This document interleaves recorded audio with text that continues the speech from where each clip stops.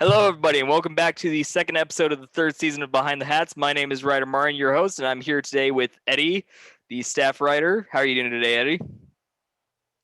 Doing pretty good after surviving the snowstorm.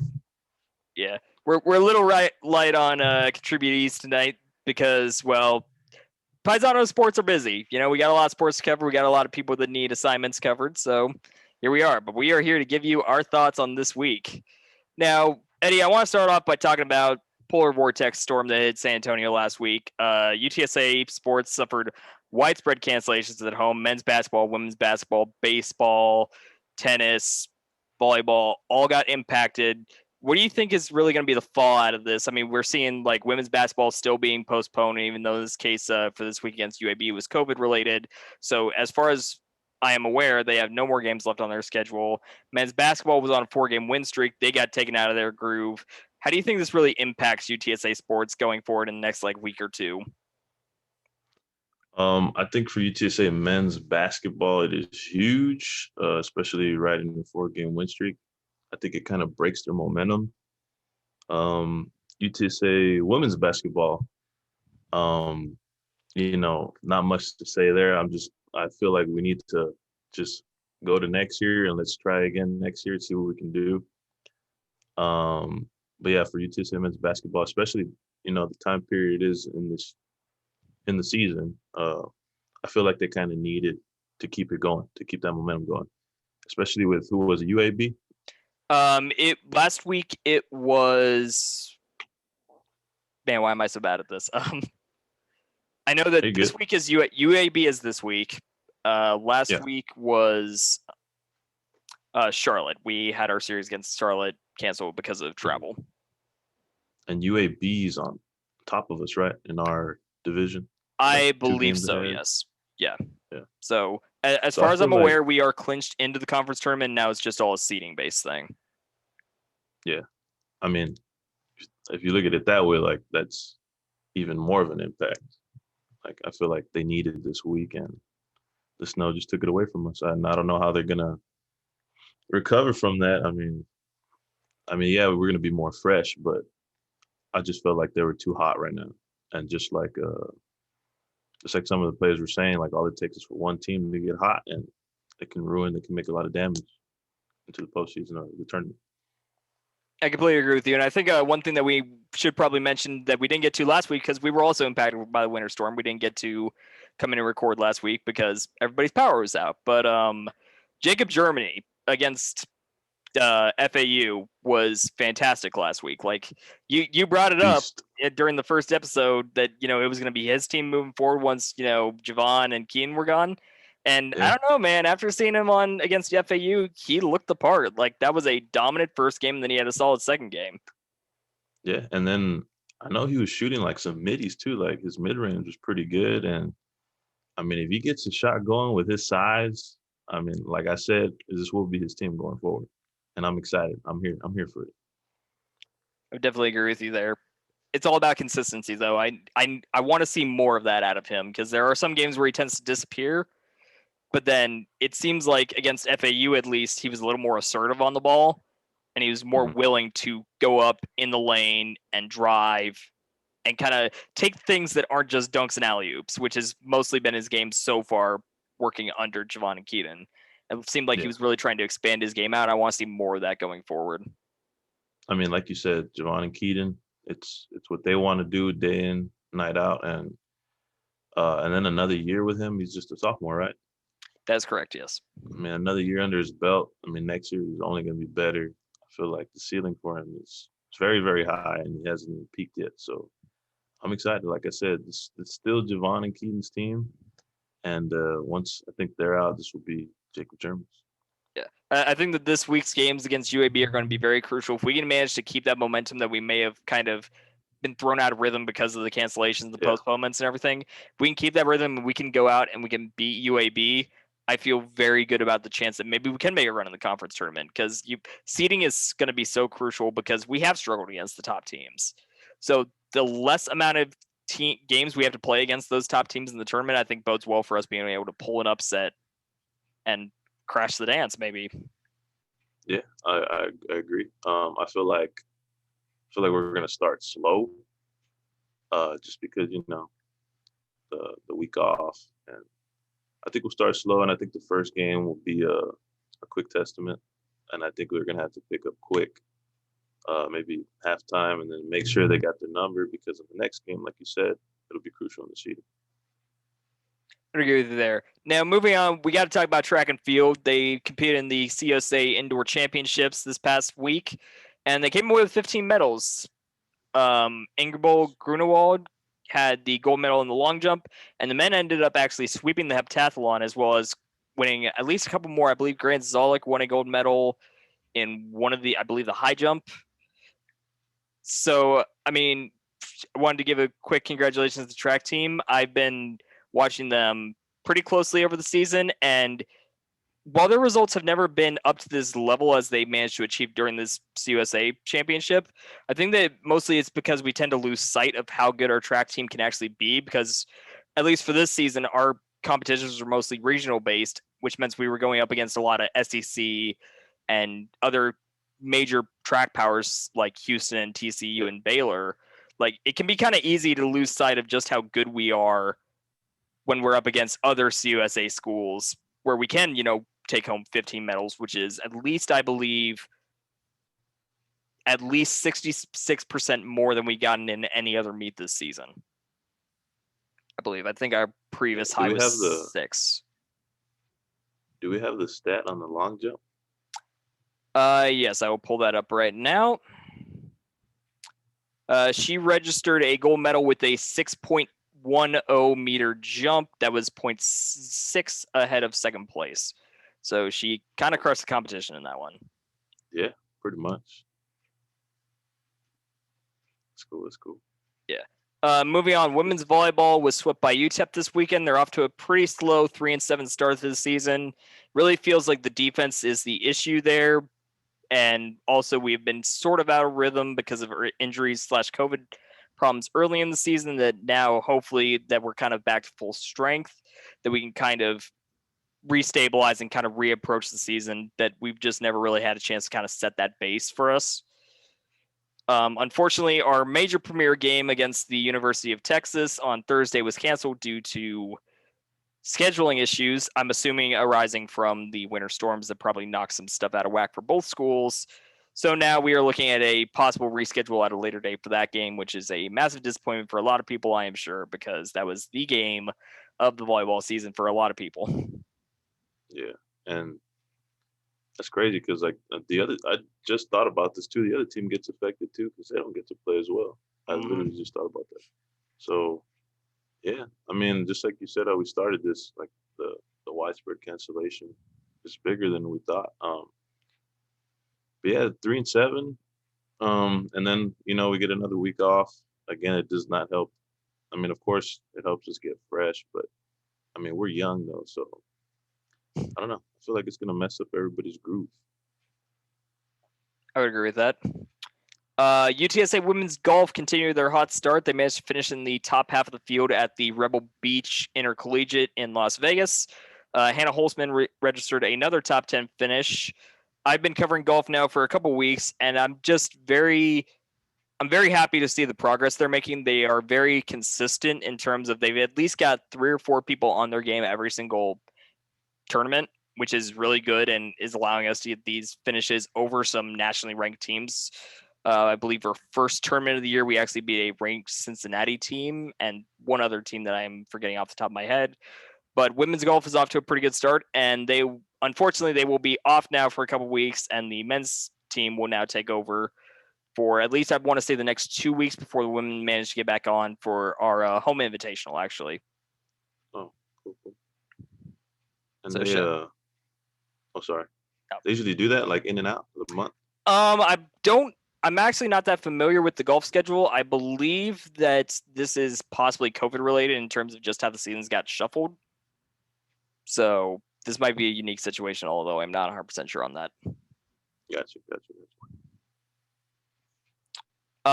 Men's tennis returned to action for the first time in over a month and managed to pick up some wins over the University of Texas Rio Grande Valley and New Mexico State University, sweeping them in both. Yes, they swept them. So big shout outs to those guys. Looking forward to seeing what they do for the rest of the season.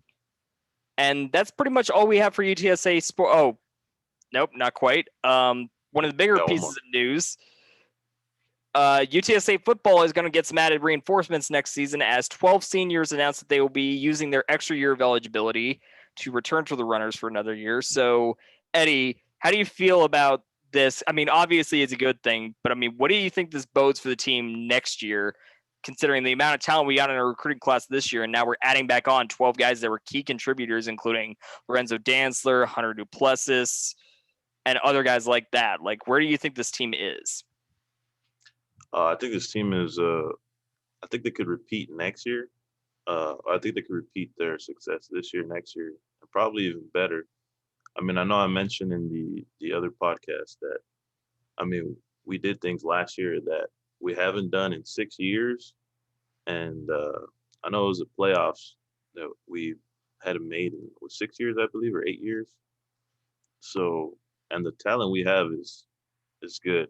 I think McCormick is on his way to the league soon in the NFL, if he keeps it up.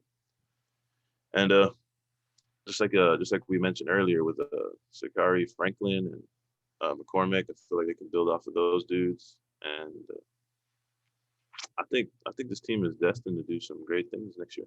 I think UTSA will definitely be put on. I think we're put on the map now.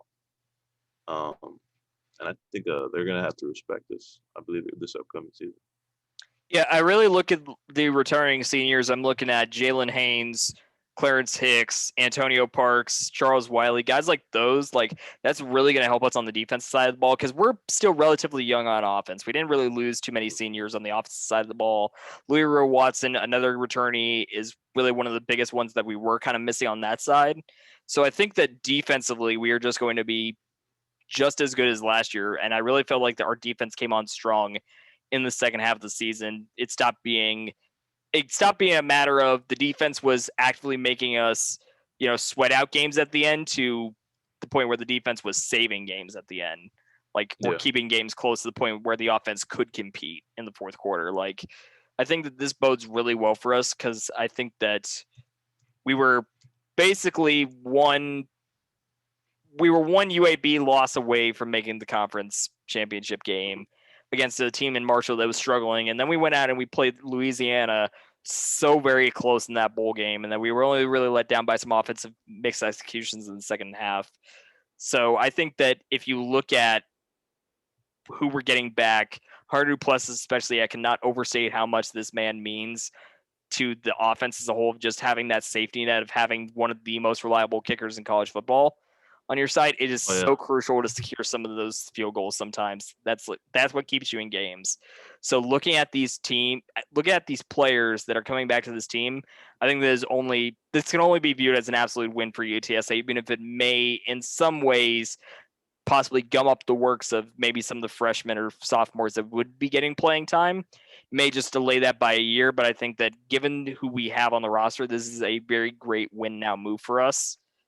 And these guys are going to come back and they're just going to ball out. Yeah, I agree. And then I don't even think it was fair that unfortunately, like, Jeff Traylor didn't even get to finish the season with this team that produced so highly. So, I mean, who's to say, if Jeff Traylor was there just to give another opinion on a player, make a call that, we might get the edge on Louisiana. I mean, they only lost by what? We only lost 24-31, I believe. 24-31, yes, and we had the ball late with a chance to tie, and we just didn't get it done. So, yeah, I mean, like you said, our special teams is good. I mean, we have one of the best backs in the league or in all of college football. And I feel like him being our successor will help. It'll get everything open. It'll get the pass game going. It'll get our receivers. It'll just get a lot of experience under our belt if McCormick just keeps it going. I absolutely agree with that. Now we get to move on to some more national topics. The annual quarterback carousel now in the NFL is in full swing. Carson Wentz has been traded to the Colts, and Matthew Stafford is on the move to the Rams. Now, there have also been some possible rumors around a Russell Wilson trade. What is your immediate reaction to that, Eddie? The Russell Wilson trade Yes. rumors? I don't believe it. He has. I mean, he's built so much there. Like, I just don't believe.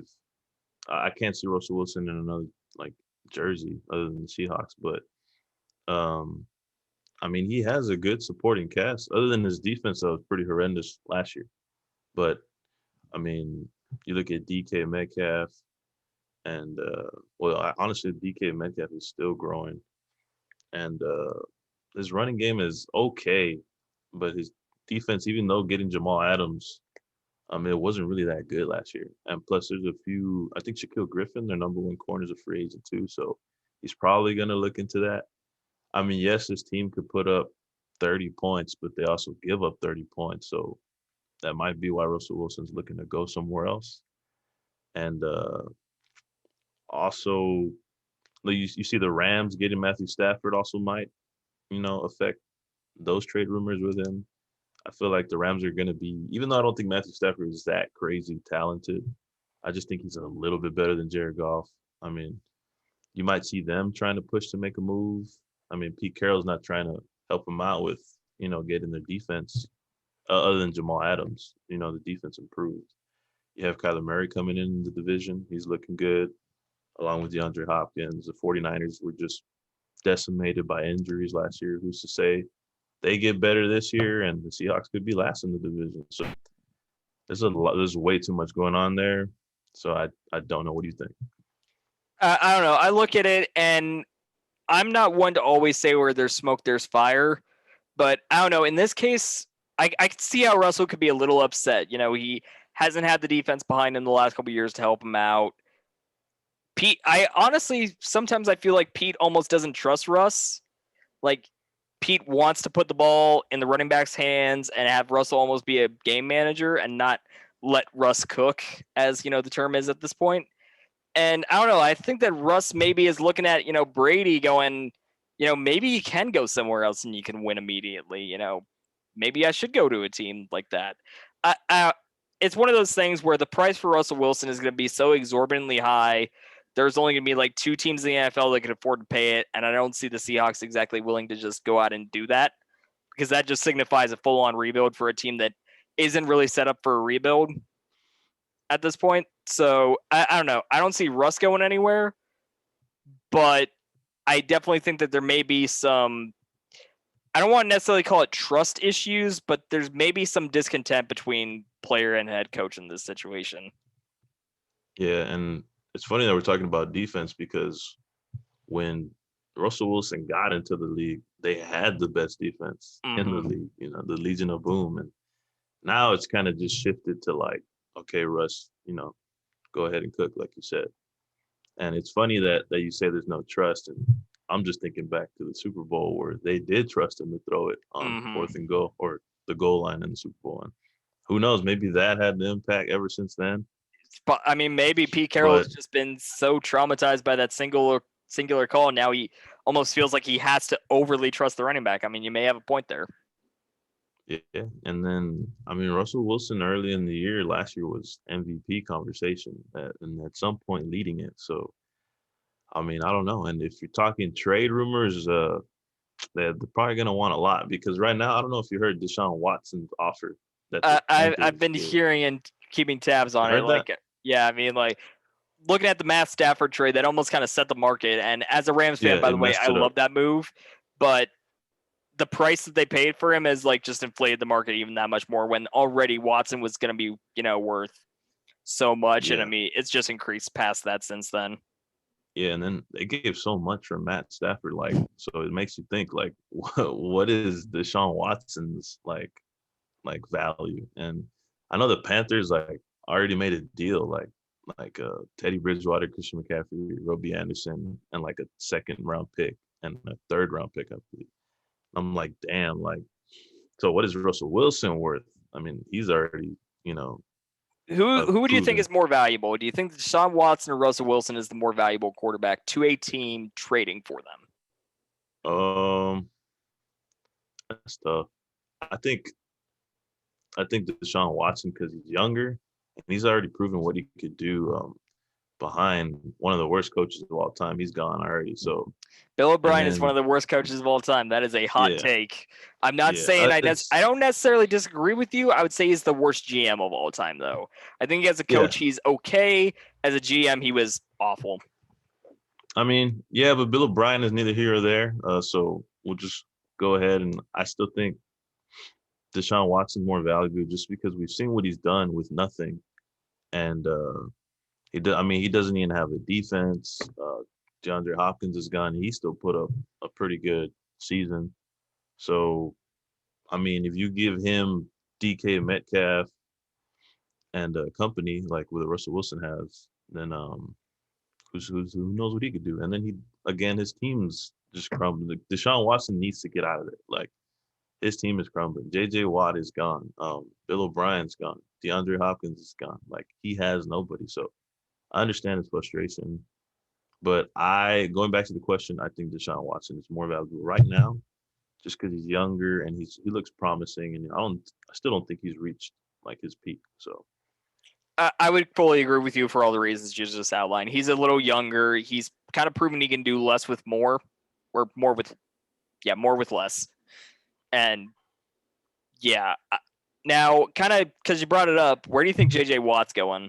Because he's been kind of on Twitter just trolling the hell out of people recently, just and Twitter sleuths are just decoding what the heck mitochondria as the power of the cell means to where he's yeah, going. So I mean, where's JJ Watt going, Eddie? again, that's another tough question because you got to take in, what is JJ Watt trying to do? Is he still trying to bank or is he trying to chase the ring? So if he's going to chase a ring, he can go anywhere. If he wants to hop on to the Chiefs, and try to get one real quick, I mean, maybe, or the Packers. I feel like the Packers or the Chiefs. Other than that, I don't think at this point of his career, JJ Watt, needs to bank. He's already Houston's like angel. He'll forever be loved in Houston, and he's already been like a very dominant edge rusher. He'll be up there in conversation with the Reggie Whites, the Lawrence Taylors. I just feel like he needs to ring chase and just take a 1 year, 2 year, 8-10 million, just get it under your belt like real quick because he is a really good, one of the greatest defensive players of all time before injuries came in. Yeah, kind of like you're saying, I think that the price that he ends up going for is going to be the big determination. Because, like, he could take the veteran minimum if he absolutely wanted to chase a ring and he could go anywhere. Mm-hmm. But if he does want to get paid at least a little bit, then that starts to limit your options because, I mean, the Chiefs are up against the cap, the Packers against the cap, Saints are way over the cap, Tampa wouldn't want him because of the cap. Like, there are going to be a lot of teams that, if he decides to take a lot of money, are going to close to him. But I think that ring chasing at this point in his career is his priority. I've heard rumors that he possibly doesn't want to go to Pittsburgh, which kind of saddens me because I would have loved to see all three Watt brothers on the same team. That would have been that'd been cool. That'd been cool. But I've heard it's probably not going to happen. I think Buffalo would be a possible fit for him as a team that would play to his skill set. They could use more interior pressure, in my opinion. And they're probably the second best team behind the Chiefs in the AFC. So I think that is a definite possibility for him. Or you could go to the Rams to ring chase, which, I mean, it didn't really work for Cleveland. I was about to say, yeah. Weddle, but, maybe we just aren't cut out to be the Patriots and we can just sign a veteran every year, make it work. I was about to say that too. The Rams, I mean, their defense is still, like, pretty good, top 5, I would say. Their defense kind of, like, led them to the playoffs last year. And you're going to say? I mean, I was just imagining an Aaron Donald, J.J. Watt interior defensive line, and, like, that just kind of made me feel some things right there. Like, that was, like... a prime J.J. Watt and a prime Aaron Donald would be insane. Like, I mean, that'd just be unblockable, just straight up. Especially, who else do they have on the team? Samson Ebukam is on the edge. Michael Brockers, I believe, is still there. Oh yeah, Michael Brockers. Oh, and Leonard Floyd. That was the other big one for us last year. Yeah, finally escaped Chicago, where he was being stifled in. Rediscovered his love of football. Yeah, Chicago, Detroit Lions, and Chicago Bears are where you go for your career to die. So, I mean, I'm a Or Vikings fan. Cleveland, even though Cleveland kind of at least Stefanski is trying to do something there. He's trying to change the culture, and I mean, hey, they blew out the Steelers. Give him credit for that. Yeah, I mean, was it really so that the Steelers were just the worst 11-0 team of all time, or was it because the Browns were good? That is a hot take. Know. You would have a very good argument there that the Steelers were the worst 11-0 team of all time.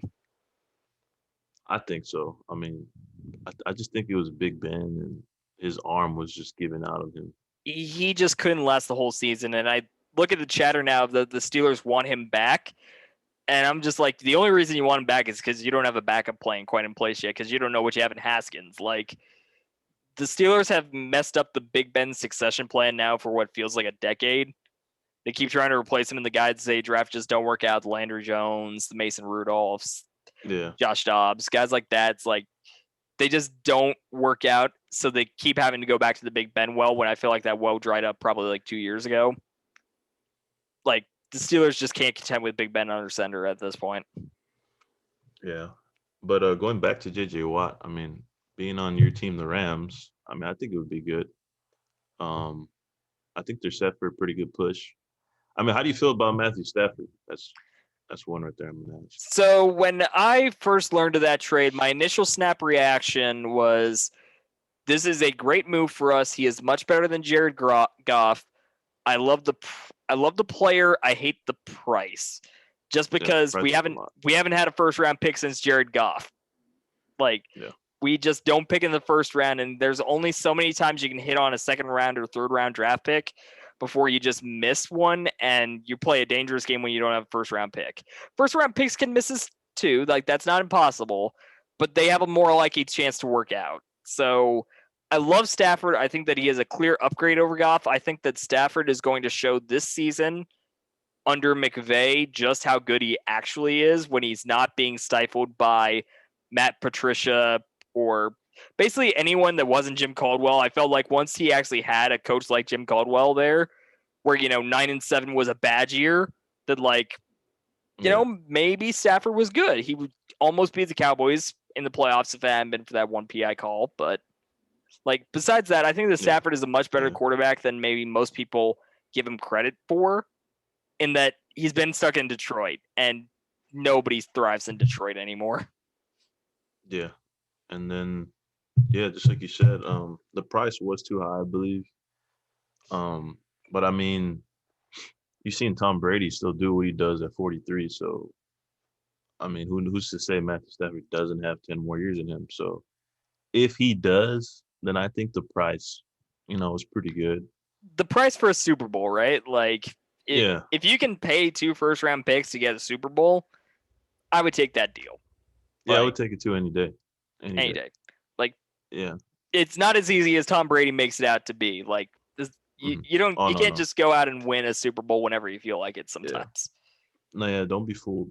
He is making it look easy, but other than him, nobody really does that. So, I think J.J. Watt, back to the question, wherever he wants to go, I think a 1-year veteran minimum, like you said, if he wants to put his, ego aside, because I still feel like he has a lot of unproven things to do because he's been in Houston. So maybe he still wants to prove himself and he still wants some money, but who knows? Free agency's coming up here quick, so we'll find out. I look at J.J. Watt, and I don't see a guy that's going to go chase some more money. I think at this point in his career, given the amount of injuries he's had, and given he just left the place that will worship him forever, not just for what he did on the field, but off the field for them, like, I think that he's going to go out and he's going to want to get a ring somehow, some way, no matter what. Like, no matter how much of a reduction of salary he has to take to do it, I think he's going to go do it. Like, I just think priority-wise, like, I could see that happening. And again, though, there's no guarantee. He could go to the Chiefs, and the Chiefs might fall in the AFC wildcard round or something crazy like that. Because, again, there's no guarantees in the NFL. I thought that when the Rams went and got Clay Matthews and Eric Weddle, we were going to be right back to the Super Bowl, just, ready to, beat probably Tom Brady at that point, because I didn't know how bad Tom Brady was going to be that season. But, nope, didn't work out because the defense was terrible, and Jared Goff forgot how to throw a football for a while and still doesn't really know how to throw a football. Okay, I was gonna bring that back up. Like, they were just he was just in the Super Bowl a couple of years back. Like, what happened? Was it his injury? I know he came back from injury this year, The but injury was not really the big thing. I would say the biggest thing that happened with Jared Goff is just he couldn't fix the mistakes. Like the longer a quarterback is in a league, the less like margin of error you have to make mistakes. Like at a certain point, you're expected to stop making dumb turnovers, stop throwing terrible interceptions and stuff like that. And it felt like the longer Jared Goff kept doing that, the more and more frustrated McVay was getting.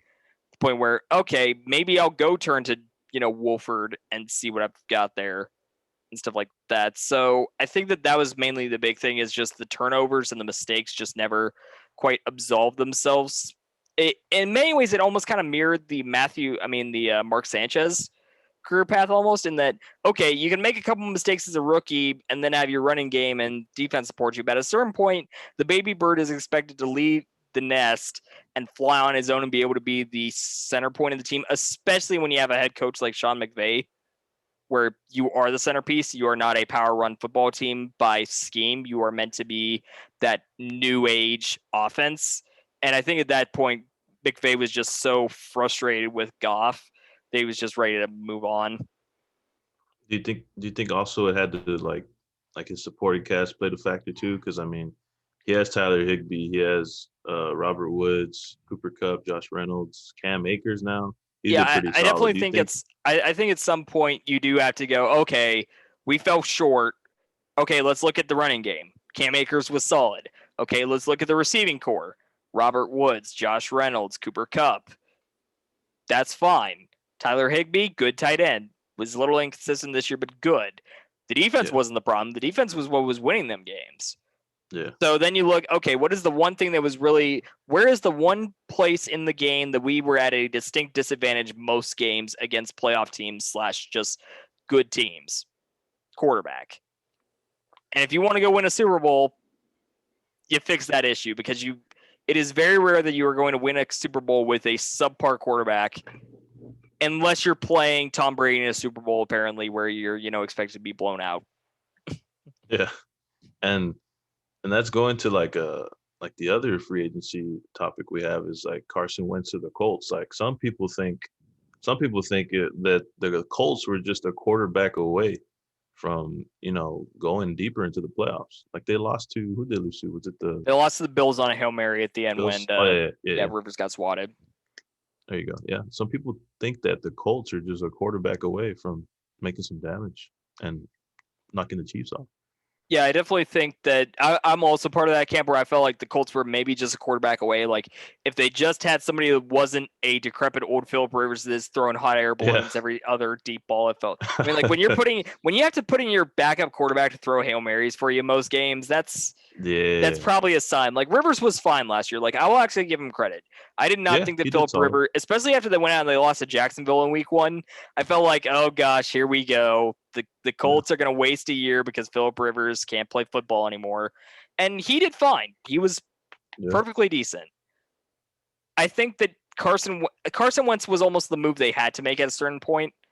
Like you look into the market, quarterbacks going off the board, you're not going to be able to. The Texans aren't going to want to trade you Deshaun Watson because you're in their division, and And B, he's too much. I don't think that the Colts were willing to pay that kind of price, especially seeing what they paid for Wentz, which was an absolute steal in my opinion. No matter how you feel about where he is as a player right now, to get a quarterback that could possibly be the guy for you at a price like that, I would take that price. Yeah, me too. I mean, not only that, Phillips gone. So Yeah. who do you have? Instead of Jacoby Brissett? Yeah, Jacoby Brissette and Easton Stick, I believe. Yeah, and Jacoby, I mean, I always had high hopes for him, but he hasn't developed into what I thought he was going to. So, I mean, if they're bringing in Philip Rivers over Jacoby Brissett, like I mean, that tells a lot about you. That means that they don't have faith in you. So I agree with you. Just like you said, I would take a quarterback or 2 first-round picks any day that can give me a Super Bowl. So maybe they think Carson Wentz is the dude, and he was before his torn ACL. He was having a very MVP-like season, and after that, he hasn't been the same. Even though people won't bring up that he took the Eagles to the playoffs last year, um, with no supporting cast. I mean, but nobody's gonna talk about that. He was taking guys off the street and exactly, yeah.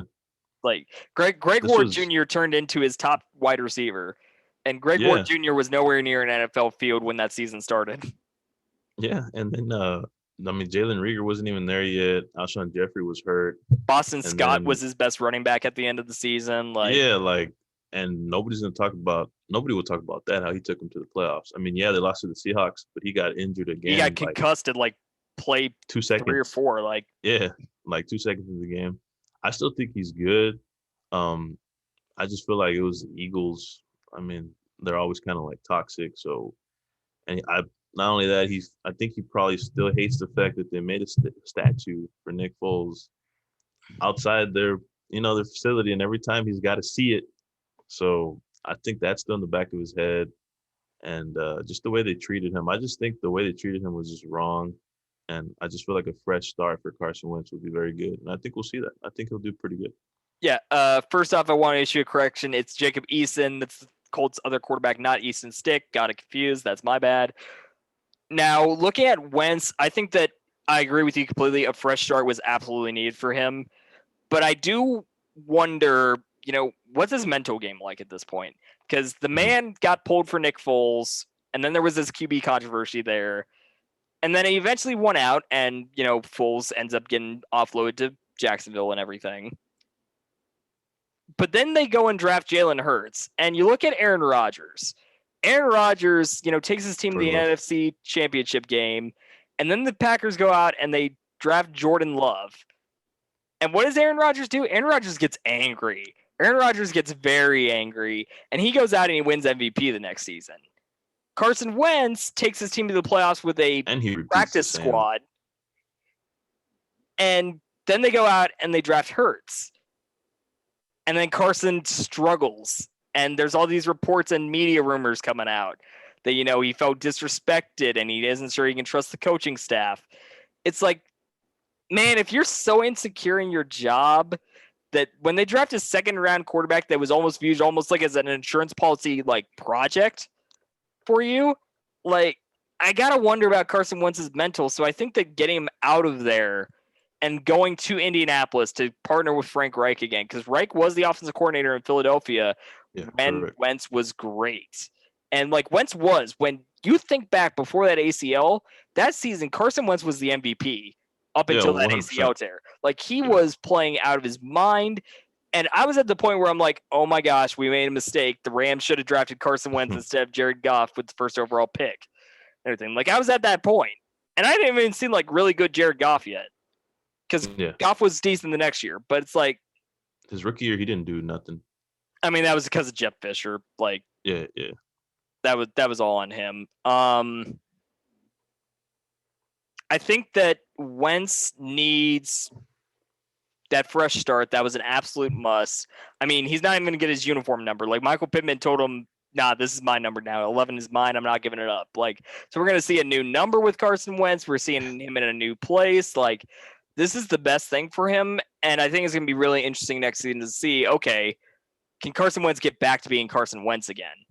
Or is he just done now? And especially with that offensive line, by the way, because that offensive line in Indianapolis is so much better than what he had last season. Oh, yeah. Because he just got straight up murdered out there. The Eagles' offensive line was injured to hell.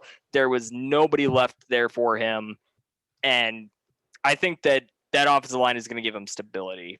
And I think that's the most important thing that Carson Wentz needs right now. He just needs stability. I think that the Colts are a playoff team with Wentz under center, especially if it's good Carson Wentz. If it's good Carson Wentz, I don't know, man. I think that they're at least at that point the clear number 3 team in the AFC, and then they could challenge Buffalo and Kansas City at that point. Because I think that is Indy is a very deep team. They've got a great defense. Darius Leonard is an absolute monster at the linebacker spot. Yeah. And I mean, they got DeForest Buckner from the 49ers. They still have Justin Houston. That team is pretty solid. And then, I mean, they have one of the deepest running back trio, Jonathan Taylor, Jonathan Taylor is going to be so good next year. I mean, mark my words, if you were playing fantasy football next season, draft Jonathan Taylor in the first round. You are not going to regret it. And it's crazy because like they have Marlon Mack too. Like he Yeah, was like even the one. wasn't it an Achilles injury in the first week Yeah, or so? yeah, Yeah, he got injured. And then Naheem Hines did pretty good as well. that is a So great little third down wideout back yeah, hybrid I that mean, like yeah. the receiving wise, T.Y. Hilton's kind of past his days, but I still think he's a clear number one there. And Michael Pittman, like you said. But their O line, top five, obviously. I think that's what's going to be, the bigger thing for him is that he really didn't have a very healthy supporting cast around him. But yeah, I think the defense will lead them. A fresh new start is exactly what he needed. I just felt like his mentality was just destroyed after everything that happened. Always questioning like, hey, maybe we didn't need you. Maybe we didn't have to do a first round pick. Like, well, we had Nick Foles. Being constantly questioned if you're the guy has to wear on you. Yeah. Like, and I think that also kind of getting back to Jared Goff, I think that might have been a factor too, because I don't know if you ever saw Goff's like statement after he got to Detroit and everything, but he basically said, "I'm glad that I'm wanted." Like Yeah. here, like that kind of points to, man, things got a little hot there at the end, I think. Yeah. And Brandon Cook said the same thing too. Like after being tossed around to a bunch of teams, I want to go to a team who wants me. So when I saw that kind of reminded me of Brandon Cooks. Yeah. All right, now moving on. NBA All-Star Game announced their rosters this weekend. As you know, it's always kind of the yearly tradition with whenever the NBA reveals their All-Star Game rosters. There was a lot of debate, who got snubbed. So Eddie, who did get snubbed out there? Number one was Devin Booker, 100%. Who he would go over, that's up for debate because I know in the All-Star game they really don't do position wise. It's just who's the best players and how can we get them on, the court all together. I would agree with But that. I say my number one is Devin Booker. I don't see how, but it's tough though. I know you said Chris Paul, his teammate. Honestly, like I'm gonna say something that I know a lot of people don't agree with. I am not high on Zion Williamson. Like I just do not like his game. I think it's the most boring and unentertaining game he like in the NBA. I'm not a fan of Zion Williamson. Man, that I'm not. is a hot take right there. Yeah, I'm Most sorry. I'm just boring not. and uninteresting. Yeah, I I don't think think I've so. ever heard those two words used on Zion before. That is. Yeah, and if you look at like Devin Booker, I believe, he's doing a little bit better than Zion. But the only reason why I say it about Zion is because he's just, I don't even know what position he is. He's like an undersized center, and he just plays bully ball. He gets all his, he gets N1s constantly and all his games under the paint. And I don't know, I just feel like he has so much hype around him just because he could dunk. But that's not a here or there. We're talking about the snubs. I think Devin Booker over Zion. And then Damian Lillard's been uh so disrespected, you know, already making his sixth All-Star appearance and not a single start. And he's having a crazy season. So you would have taken Dame over Luca? Then is that the swap you would have made, or? Oh, that's tough. I don't know. I think the only reason why Luka's starting is because he's a fan favorite, and he's actually, I guess at this point he's proved he can lead a team over Damian Lillard. I don't know if I I would am go that. I wouldn't know if I would go that far yet. I mean, like not yet. Luca's a I killer. mean, Like, I mean, if you saw that game the other night against the Celtics during those back-to-back threes contested like that, yeah. like Luca's cold, but I don't know, man. It's Dame time. Like, It's well, I know last year my Lakers played them in the first round and we beat them 4-1. And then you see Luka took the Clippers to was it 6 games I believe it was without 6. Yeah. without Porzingis. So what speaks more volumes there? I know AD made it and he's hurt, so I know for a fact they're gonna replace somebody there. Yeah, I know I've seen a lot of chatter that probably Booker's going to get AD's spot, is what I'm hearing the most. So I mean, that's the most likely option to me as well. But we'll see. As for me, I look at some of the snubs. I look at Mike Conley. Maybe over Chris Paul would be an option for me, just because the Jazz are really, first in the West. Somehow, some way, the Jazz are first. They're playing lights out. They already got Donovan Mitchell and Rudy Gobert in there, but I mean, like, Mike Conley has been such a solid point guard for so long, and he's never made an All-Star game. Like, he's been the victim of having to play in the Western Conference, where, I mean, just for the past almost 15 years now, that place has just been that conference is just stacked at point guard. Like, there's no room for any. I mean, like, you look at the annual snub list, and there's always like 3 Western Conference point guards on there. Yeah. I look at him. Just like you said with who'd you just say right now with the Jazz, Mike Conley? Mike Conley. Yeah, I mean, him and Marc Gasol were pretty much, I wouldn't say wasting their careers, but I get you, like, not having a chance to, prove themselves. They and Zach Randolph, they were just constantly kind of grinding it out down there as that low underdog seed. That it's that quintessential team of, we can be good enough to get to the peak, but we don't have that firepower, star power at the very end to reach the top and plant the flag. Like, we can get on that last handhold, but we just don't have the strength to pull ourselves up the rest of the way. Yeah, that was a problem. And now, I mean, being a point guard behind Donovan Mitchell, like, and then I know they both play together. I know sometimes Donovan will play the 1 or the 2, and Conley will come in and play whatever Donovan's not playing. And I think pretty solid too. Rudy Gobert, he's not a huge offensive threat, but he's a rim protector. I think that's why they're number 1, but also injuries to the Lakers and Clippers. I think Clippers, I don't even know how to explain what they are. They're still trying to figure it out. They don't even know who they are at this point. Yeah. And so I think we've been talking about the West. What do you think about the East? East-wise, I look at it, you could argue that, hey, maybe Jimmy Butler's was a snub. But, I mean, Jimmy's been hurt and everything. The biggest names that kind of jump out to me that aren't there is like Trae Young. I think that's a huge one. I mean, you're averaging 20, almost 27 points and nearly 10 assists a game, and you aren't in the All-Star game. Double. Yeah, when you are arguably one of the most electrifying and fun to watch guys in the NBA, just because you are almost Steph Curry-esque in your ability to just hit a shot from anywhere. Like, I look at that, and I believe he was an All-Star game starter last year. Is that correct? Yeah. Trae Young, yeah, he was a starter. Yeah. Like, I look at him, and it's like, man, I don't know how you don't have Trae Young in there.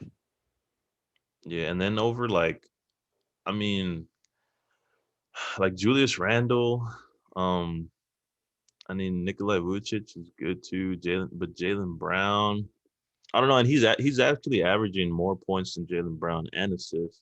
I mean, nearly a double-double.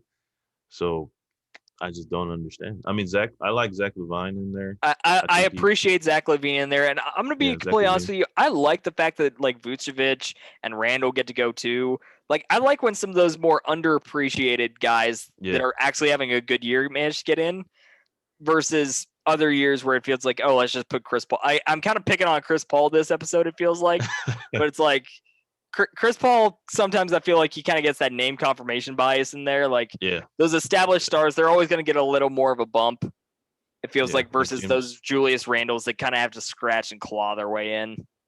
Exactly.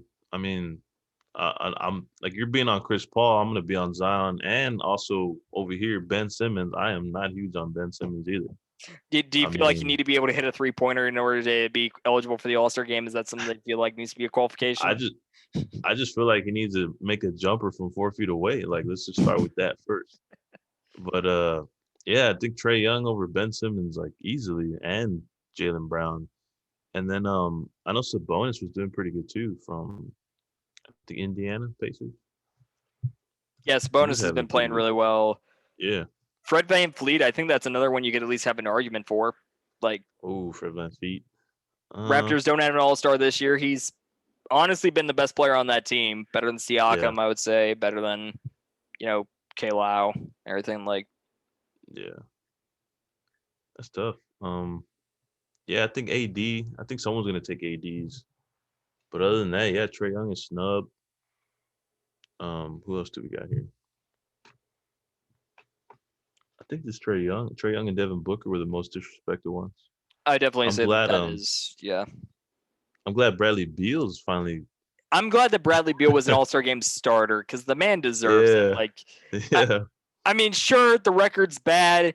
It's not his fault. He is the only guy on that team outside of Russell Westbrook some nights that's actually like making plays for him. Like, it's Bradley Beal's team. He is single-handedly, he's the only reason they're winning games. And at the end of the day, he deserved the spot. Like, yeah. I mean, the least they could do is do that for him since he's been miserable his whole career. he's And been the definitely this one. perennial snub in the All-Star game. Like, he's the Yeah. guy every year that you point at and go, where the heck is Bradley Beal on this roster?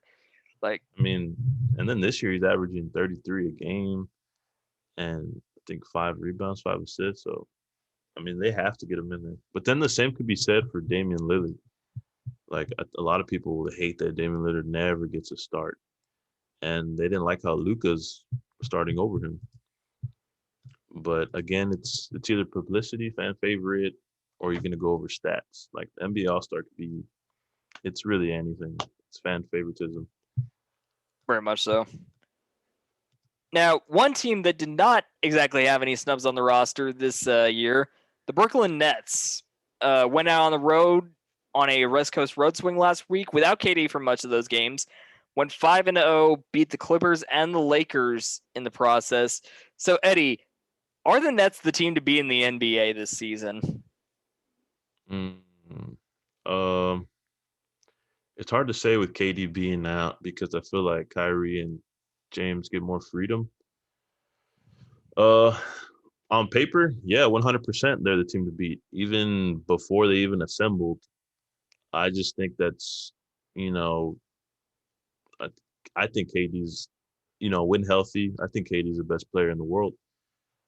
James Harden, not a fan of his game, but he's top 5, and Kyrie's one of the best point guards in the league. I just feel like that's way too much talent, not to make some noise. And I feel like they're the favorite in the East. They're the team to beat in the East. But the West is just different. I know the Lakers are struggling right now. But I feel like once they get healthy, those, you still got to respect them. And the Clippers are also a pretty deep team. Paul George and Kawhi. I mean, nobody's talking about the Jazz. The Jazz are making noise too. So the team to beat, like you're talking like finals, like Yeah, I'm talking like if we had to rank the championship contenders, are the Nets at the top of that pecking order? I'd say right now, considering the injuries to the Lakers, and I don't think the Jazz are all that. Yeah, I would say so. Yeah, I agree. What about you? All right, so I look at it. I look at the Jazz. I think that they almost kind of fall into that Grizzlies like issue, and Yeah. of which they're really good, but they don't have that bona fide, top 5 player in the world. That's almost become like this prerequisite to win an NBA championship at this point. So, like, I think that the Jazz will be kind of like almost like the Hawks a couple years ago, where it's like, oh man, the Hawks are really good. They had 4 All-Stars and everything, but none of them are a top 5 player, and then LeBron just runs them over in the playoffs or something like that. One of those teams, Lakers, Clippers, one of those types of teams. I think that the Lakers, if they aren't injured, are probably the favorite. And the only reason I say that is because the Nets still don't play very good defense. Like, Nope. they've gotten a little better than they were when they first assembled, but they're still not that great. And I agree. I believe, from what I remember, it's been a long time since a team in the NBA Finals has won a championship with the defense ranked worse than 11th, I believe. You have to be a top 11 defense to win an NBA title in recent history. And the Nets are nowhere near 11th.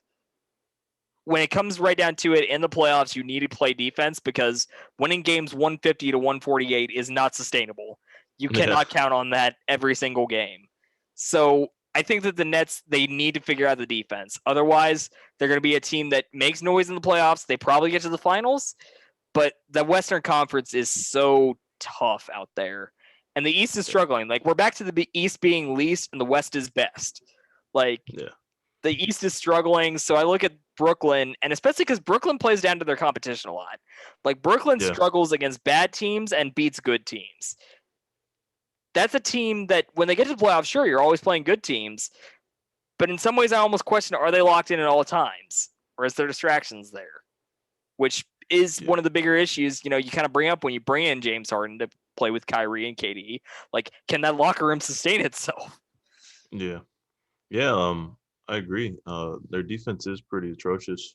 And also we got to. It's too early. On paper, they are the team to beat, but I feel like in the playoffs we'll get to see their true colors because I feel like James Harden has been a choke artist his whole career in the playoffs. I would wholeheartedly agree with that. I mean, one block to beat the Thunder at the end of last year in the first round doesn't absolve you of all the other times you have fallen flat on your face. Yeah, exactly. So we'll see. And then with all the hype, pressure on them now, it's finals or bust. It's just going to be interesting to see how James Harden can hold on to that. Especially, I know KD's been there, Kyrie's been there, but it's still going to be, they're hearing the chirp and saying that their defense is, trash, and they can do it in the regular season, but could you do it in the postseason?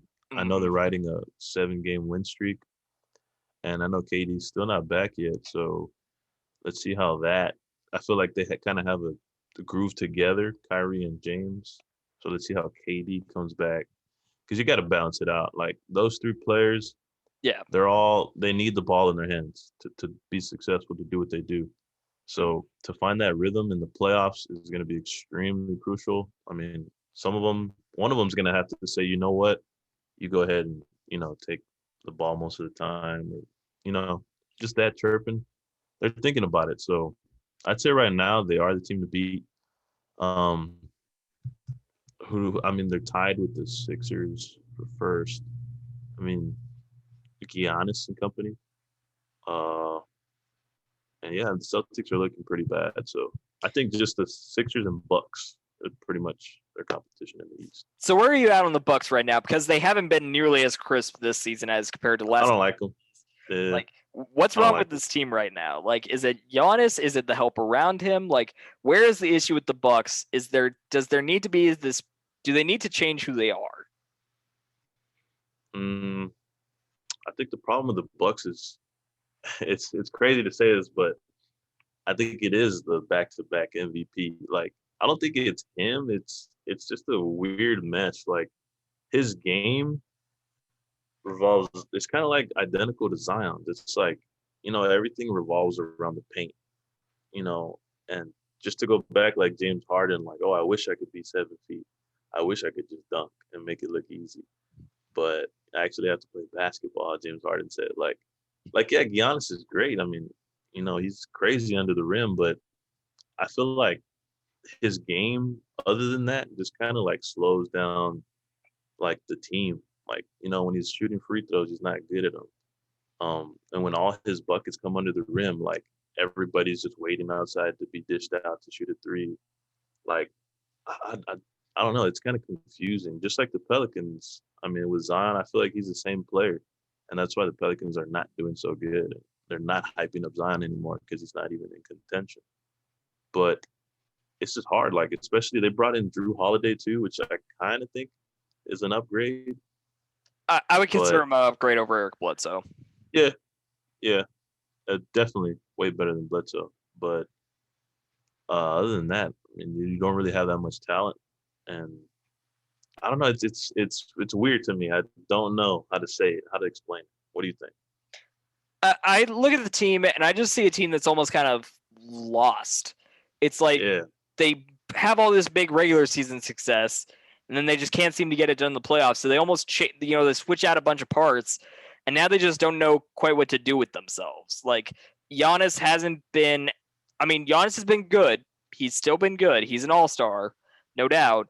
But he just doesn't have that MVP flair like he did the last 2 years. And I look at the team, they just look lost. They're losing to teams they shouldn't be losing to.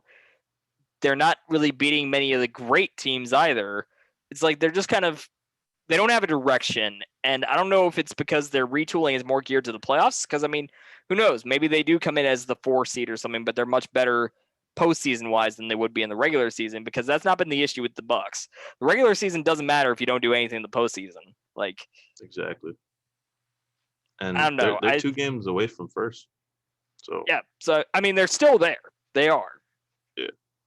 It's just they don't have that feeling like this is the best team in the East, like, without a doubt.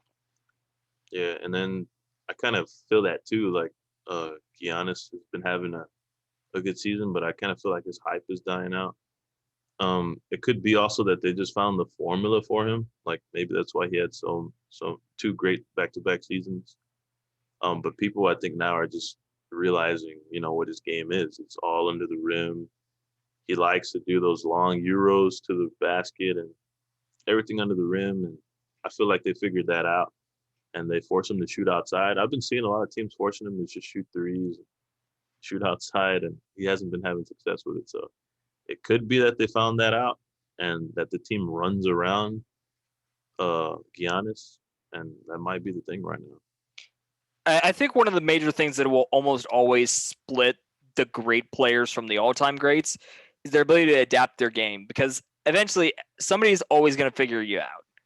And then it's on you to be able to adapt your game and change to where that's not a weakness anymore. Like, LeBron was never a good 3-point shooter until he was. Like, LeBron is now a decent 3-point shooter where you have to at least respect him. Oh, and that opens your game up, because otherwise you have a Giannis situation or a Ben Simmons where they're literally giving you 5 feet and daring you to make a 3-pointer on you.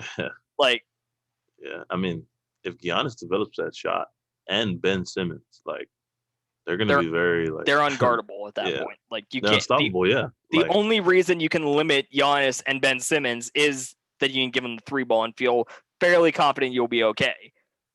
Especially in Ben Simmons' case, you're going to be okay if you have Ben Simmons take a 3 on you. Like, like it's like God, like when he made Giannis, he was like, I'll give you everything but a shot. Okay. But a shot. Is that good?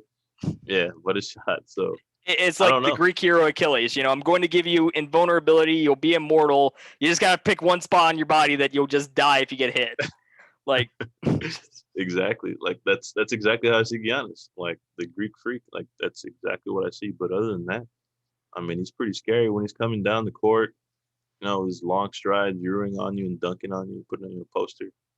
I mean, it's pretty intimidating. But other than that, I feel like they found out that's all he's got. That's what I see. I would agree with you there. Now, we got to move on to something a little less exciting to talk about. Tiger Woods, of course, was involved in a single-car crash rollover accident yesterday morning. So just wanted to pass along, of course, we hope he recovers well. And Eddie, I just wanted to get your reaction to that. I mean, Tiger Woods has been one of the biggest names, not even golf, just across sports. So, I mean, to hear that, what was this, Tuesday? Yesterday it happened? I want to say it was like early in the morning, like 10 a.m. yesterday. I mean, I just heard that he stayed overnight, or I think overnight at the hospital. I know. Did he have any major injuries or anything like that? What I was hearing is he was in surgery for major injuries to both of his legs. Wow. Is what I was hearing. Oh, damn. Okay. Also heard that there was no charges. So yeah, as far as I know, he's been cleared of anything, criminal related there. So, because that's immediately upon my initial reaction of knowing his history when I heard about it, he had been in an accident, is you immediately flash to, was it a DUI? Is it, painkiller related? And so far, nothing I'm hearing is indicating that. That's good because, that's good because after what he had to recover from mentally and physically, to get back to where he's at, to recover his name in the sports world, I mean, you don't want to see it happen again. And I see here it's saying the leg fractures were comminuted, meaning the bone was broken into more than 2 parts and open. Oh, okay. So it was open to the world. Okay. Dang. Like, you look at it and you just hope that, he can at least live a quality of life at that point. Like, at a certain point, you have to think, golf comes secondary. he's got a son that plays golf and everything now. Like, you just want him to be able to live his life at this point. Like, golf almost takes a backseat. Because, like, my initial almost reaction to hearing that he had been in an accident and, like, they didn't have any update on his commission, or condition, the mind, kind of goes to Kobe and everything. Kind of like that feeling. Yeah. Not Agree. another one, man. Like, so to know that he's at least, not in critical condition, everything, that's good at least. Like, yeah. I mean, you brought up Kobe. Today is the day, 224. So, but yeah, speaking on that, like Kobe, like, yeah, like the golf is Tiger Woods. Like, when you speak of golf, everybody knows, oh, Tiger Woods is their first response or acknowledgement to the sport.